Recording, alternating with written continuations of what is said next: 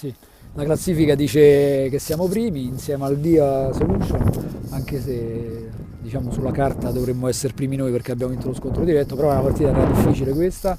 avevamo diverse assenze, però la squadra compatta, unita, ha dato prova di saper giocare a pallone e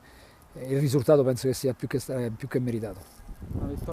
Sì, ma non sottovalutare anche il Pereggi ha fatto 3 gol oggi, Di Girolamo insomma è un bomber che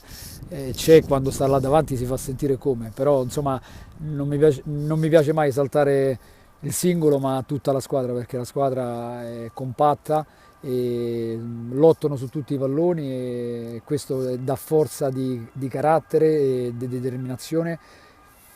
per arrivare al risultato finale. Diciamo il campionato ancora è lungo perché mancano ancora 5 o 6 partite, adesso non ricordo bene, e la Dia pure non perde nessun punto, quindi saranno lotta fino all'ultimo.